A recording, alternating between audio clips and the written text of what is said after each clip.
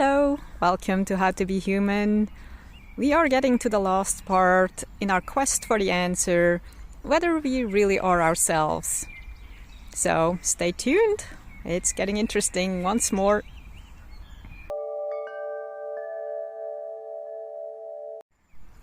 We previously discovered that 2 out of 3 or even 3 out of 4 parts of ourselves, our basic personality patterns, don't really come from within ourselves, but that they are influenced by people or situations around us. We also discussed that we are able to change patterns that we don't like anymore, we don't need anymore, that don't serve us anymore. And I'd like to go into a little bit more detail about how to do that.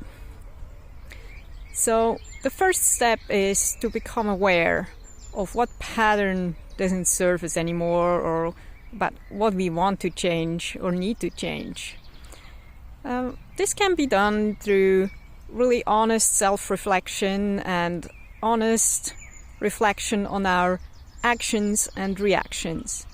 It also helps to have maybe a friend to discuss those things, who can act as our mirror and help us recognize things a little more deeply, or even better, maybe a therapist or trained person who is not so inclined to be nice if they don't have to be, especially if you don't want to see certain things and we try to avoid them. Step number 2, I personally find the hardest most of the time, especially if we discover things about ourselves that we do not like or that are painful. So step number 2 is to accept, to surrender and just accept that that is part of us for now. The moment we accept things, we actually get into a position where we can put them into their rightful place. And that's step number 3. Integration and putting into place and perspective of whatever part we find. And fourth step, and last one for now, is to transform whatever needs transformation, whatever needs change. Now, consider these 4 steps for a moment, like becoming aware, accept, integrate, then transform. Do you notice where there's the most important aspect of that whole process, and also the answer to our question? Now, if you thought, hey, wait a minute, at some point I get to be in charge, you're dead on the right spot.